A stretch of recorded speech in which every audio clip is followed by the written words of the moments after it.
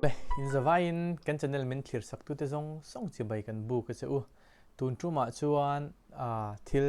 danglam deuh Singapore hausakna thuruk kan ron soidon chu kan mizo politician te mo Mizoram mai pon India ram poina kan tang kai pui tur le kan that pui tur ani Mizoram big ang pon an sorjim taila chu thil chu kan ti mak mo le nakin la sel po ke mani omse nei zo kan min man tir thei tu ni dona khong etakin kan video te min lo en sak ula abul tanga top thleng min lo en chu sak ula politician kan ni mo pastor kan ni mo ko khan upa kan ni mo officer lien kan ni mo kutna thok mi kan ni eng mi po ni la chu tiang te tan trangkai le poimo em chu karon soidon ani ti chuan ama sabera chuanin hele kabu hi kumsang ni le som pasari October ni som pakhata kalai ni kumli lotling vela to he le kabu hi ken Singapore survive ti ni ajiek tu hi kisor mabubani ni ti chuan he engzating kalai chi dollar engzating kalai ka reto lova he mi chunga hianin thu tha tak enje ka tun tuma kan ron soi tur Singapore hi engwanga tun din mun thleng ni ti kha he mi buchung aka chera tanga ka mu chuani chu kan soidona hele khabui le ka thalu tu kan ni ti chuanin ajiek tu hi kisor mabubani po hi diplomat ani nge tuna mi rokpui tak mo Singapore tampo mi rokpui tak mi chunom takani ama hi Indian ani Indian Singaporean ani nge ti chuan chumi ma chuanin kan lu ma chuanin engwanga tun din mun thleng ni ti kan soi ma chuan Singapore chanchin kanan en ho phot doni Singapore ti omjia chu Lion City ti nani Singapore Simha ti tanga local ne Simha ti chu Lion ti nani Pura ti chu Khopui ti na city mo alo ni ta ti chuan Singapore a hian thing tlang khuam ve lova awa hian city Khopui kan ting khani veka Singapore a hianin nam hrang chi thum lian deuh an oma chungte chu hi sang ni somni census ani Chinese sin tambera za somsari le panga le point kwa za somsari le panga le point kwa hi Chinese ania adota hian Malay hi za som panga an oma ti chuan Indian hi za pasari le point nga an oma ti chuan others hemi Myanmar atangte in Philippines atangte heta western mo khotlang lampang kan ti tangte China lama kan ti tangte po hianin arama in bank bel chun zomta permanent resident ni ta mo PR kan ti angchi hokha anom ve ta chung ho chu 1.6% ani ti chuan sakhua hi Singapore a hianin omve nuala ti ila atam dana chuan Buddhist an tam bera Buddhist hi za asom thum pakhat le point khatan ni ati chuan sakho nei mi lo hian tama sakho nei mi lo hi za asom ni an oma ti chuan Christian hi za asom pariat le point kuan oma Islam kan ti Muslim hi za asom panga le point ruk an oma ti chuan Toism an ti chu za a pariat le point riat an oma Toism kan ti chuanin Chinese folk religion hemi engte kan soyang Paul chuk kan ti dong ania khatiang deuh chi khan omve chu za a parit le point rit ani ta ti chuan Hindu hi za a panga an oma ti chuan others sin omve le je others hi 0.6 an oma kha Singapore sa khwana anom dan te chuni ta ti chuan official language si palian ne Singapore hian chu English ania Malay ania Mandarin ania Tamil ani boka ti chu national language chu Malay ani deya Singapore hi United Kingdom UK kan ti le mo communal ram kan ti le Malaysia tangin indanga omjia chuanin ama self government aro in real thanani ani kumhi chu juni thum sanga jakwa somnga le pakwa tangin self government mani ro in real alo ni to ti chuan Malaysia agreement anti chu September ni sompurok sang ha ko somruk le pathuma Malaysia le Singapore kha in rem namo mani in sang turin self government an lo ni chang kumli na khan Mahni in dang thei tur independence nei thei tur khanin in rem nan lo nei to ati chuan August ni kwa sang ka ko somruk panga atangin UK mo United Kingdom kan ti kumpinu dal ram atang khane in dang ta ti chuan kumtin in August ni kwa hian National Day an lom thina chu chu an Independence Day ani ta a ti chuan ASEAN declaration hen nei bokta ASEAN ti om je chu Association of Southeast Asian Nations semi Asia po Southeast Asian chumi ram chuan declaration kha August ni re sang ka ko samruk le pasarian pe boka ti chuan om je chu ama chuan Singapore te Malaysia te India te Myanmar te British in obvekta kami opna hnoi khanan om ve thauta Singapore po chumi ni ro chu anni chu Malaysia sarkar hnoi khan om ve le chongti na ani ati chuan Malaysia chang khanin self government hi an nei phoda chumi hnuwa Malaysia chang indang thei tur khanin an tile phoda ti chuan pui bera chuan kumpinu sarkar mo kumpinu lalram chang khanin August ni ko sang ka ko somruk le panga a indang ta a ti chuanin population hi tun kumin estimate chuanin vain 5.4 million ani a noi somnga le pali singa sangthum le zaruk nga tura beisei mo rin an ni a ti chuan a density hi kilometer khat bial zela mi sang sari le zariat le pali omang an ni a an bit mishing an cheng an bit khop mai ti chuan an GDP poi sang ang rang vewa sang ni somni pakat estimate a chuan 600 billion ani hem maya chuan an per capita income po noi khat sang ni jasari somni le pani dollar ani a ti chuanin Singapore hianin an currency hi Singapore dollar ani a ti chuanin an calling code kan ti ang hi +65 ani India chu +91 ani khan mo +665 ani a chumi country ta na tang kai na chuan phone call kan dong mo message aro kala mo import ni se country them dan tur chuan +65 ani chuan kha phone number kha Singapore minute kha nokra themila thangi ti chuan kha Singapore chanchin history ang kan han soi the te chu lo ni ta se ti chuan tuna chuanin engtin nge Singapore chuan lo ho saksi tumdin munaron thlen the na kha kan soi don anga pur hi August ni kwa sang ka zakwa somruk le panga aindang kan ti fully independence aneya chumini chuan kumsang ni somni pakara chun kumsomnga le paru koloni to India independence ai chun tle min annaw de hleka maro chu chumini rual chun an mason na te tundin man thlen to ngai to chuanin India pun kan phak lo view mai first world country hanni ngal dor theina dan te mo an ro pui ni chu tiang zong atana an ngai poi mo le tundin mun an mani pon thlen theina an soi chu apakhanna chuanin meritocracy hani meritocracy omje kan soi chuan sarkar in mo mimal tu po ni se pol po ni se na thok wat chhor ture mo mi kan hnoi thok ture mo sarkar hnoi thok tur po ni se chu tiang la tur athiam berber berber merit base an lak thin kha an chun le an number 1 an dani chumi omje chu sarkari na lo la dona private pon ani mo na lo la dona na thok tur lo la dona recruitment alo ti dona chumi chuanin atling berber berber an la thin ani chumi omje kan soi chuanin political fitness te officer male thre tha emo politician male thre tha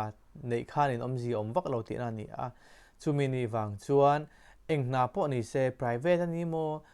private sector ani mo public sector ani mo khatiang zong khanin sarkar na thok tur ani po ni se an lak khan berber merit list ti thaber kan la thin ani chu che chu India ra po Mizoram po ni se kan officer lien de reng chu unqualified unclean an that chu ni ta ni enge chan kan ti chuanin MPSC Mizoram Public Service Commission ina officer alak reng gazetted officer alak reng ho hi tuma hi thalon ngai lo ngati kan ti chun political fitness om lo chu ting chi chun IAS ani mo central service UPSC kan ti Union Public Service Commission po IAS te IFS te IPS te kati ang chi sang an lak khanin merit based an lak thina wangin tuma eng nam po ni se tribal kan an ni mo nam thra brahmin po ni se tuma du sak big le thlei big anom lo wang khanin officer tran chok thin chu Mizoram sarkar poina ma kan lang tur poimo takani entiran tuna hote angalanga police la anlo la don ta IR anlo la don ta chu tianga chuan tam taka chuanin kan ril ro hianin tero mizo te dik to lova political fitness te le party in du sakna thila hin tu te pon kan ngai vek to dik taka soi chuanin he ta political fitness om theina chin jong jong a chuanin atling ber a thiam ber a thaber hi kan la meu lo political base in mo in thlan le tan hisab ranin mo kan party mi le sate du sakna huna lom ti in kan la thin chu chuan hong tam takane ya an party te ka soi nge don nge mani kan thret ve china po party chen kha chuanin an party mi le sa te an du sak em ma chu tiang chuan drugs addict kut vung ber bur te ke vung ber bur te an ma ni veng tu tan pon du lo tur kha an la ni mo khatiang khani ta an la training zo pe lo le nga la khati hun lai khanin mizo thalai fit tak tak tling tak tak le khathiam tak tak pon amang ma se an tling lo nga tinge kan ti chuan political fitness an tla chumi pe lama chuan meritocracy omlova merit based la kan lo wangin kan tling lo ani apoi khop me chu mizo dena kan in en let na tur thatak mizo mai po ni lo nam ang pon indian ang pon ni se mizoram big ang kan ti pon kan politician te kan officer lian te khatianga nawa thun theng chi te kha kanin en fi angai khop me hetiang nei chuan kan ram hianin a thalam pangzoi min roi don lo reng ti kha kan hriat angai ti chuan a dot le chuanin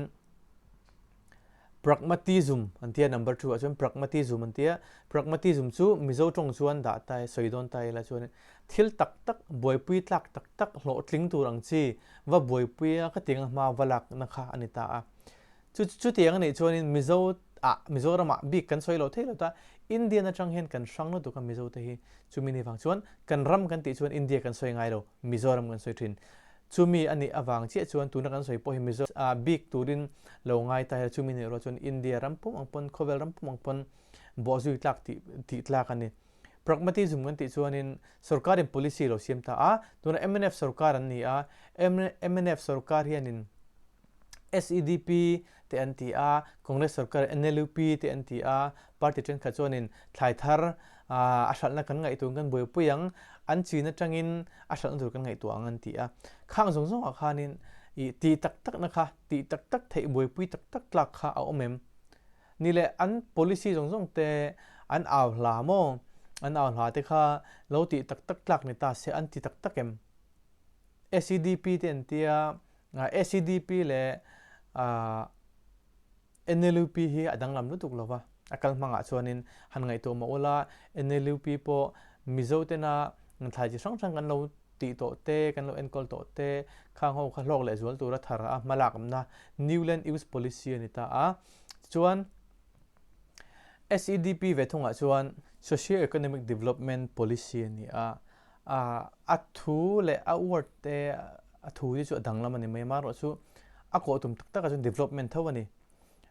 kan ram le lung nei to sa te kan man tharamo kan ti thar le kha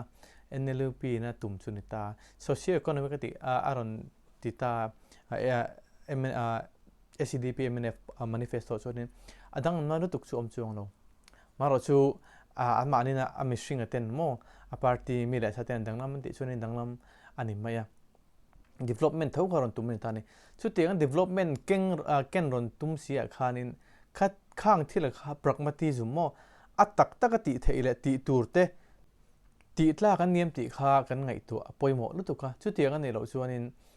kan ti anga mi pui kan bum theya chung tam taka chuanin pragmatism kha thil ti tak tak thei ti tak tak tlak kha kan boi pui kha tul em ta entiran tun lai borok chawa lấy ver tên tia công chong xiêm tên tia khang zong zong kha pragmatism thil ti tak tak thei ani lo wang in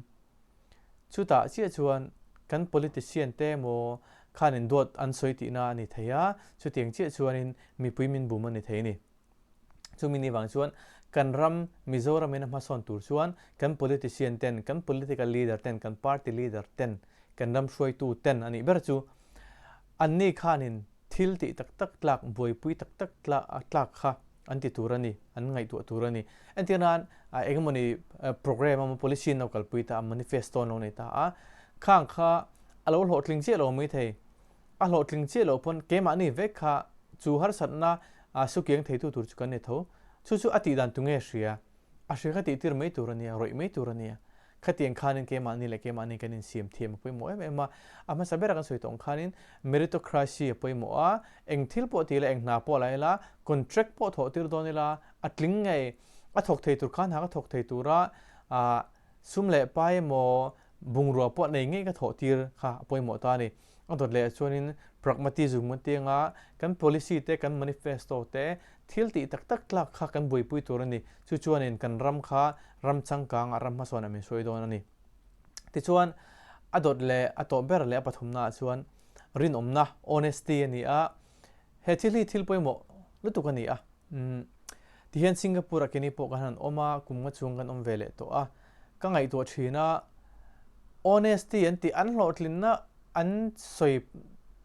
hlotlin na chan an soi jinga pathumna honesty rin omnan ti hi ka mu dana chuan ami pui mi mir hianin an zom lem lo tam tak chu zom an omang maro chu anol pui chuanin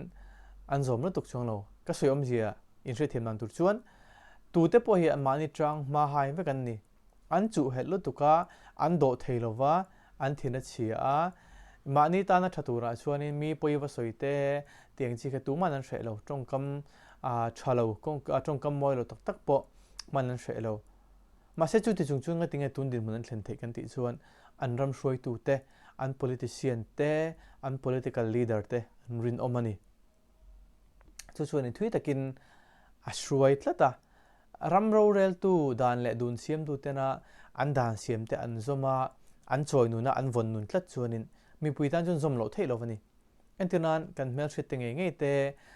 kan chen pui te ngei te pon ni men lo zu a me jel bung pailon tur hunan lo pai wangin dollar za thum an choi thak thak ani dollar za thum chu india paisa chun tam deuh me ne ni sing khat le sang khat ja sari mo chu tiang chho bor vele chu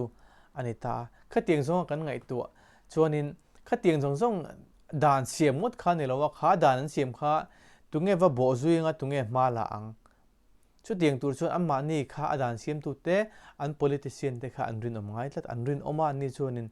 thil te dik lo kha an choi tir hau hau me ni pakhat le bok chu traffic crossing light hi kan hrianga hemi hianin kal lo hun lai mi hring pedestrian mo mi hring na kan cross lo hun tur huna huna khanin an cross an lo om thin chu tiang an dollar somnga te an choi ta voi khat na hi chuanin chu warning angani rolin penalty om tho ta an choi tir tho ta chu tiang che chuan bus te pok an lo chuang ta tep kat kan nei vek ta bus kat hin kan nei vek ta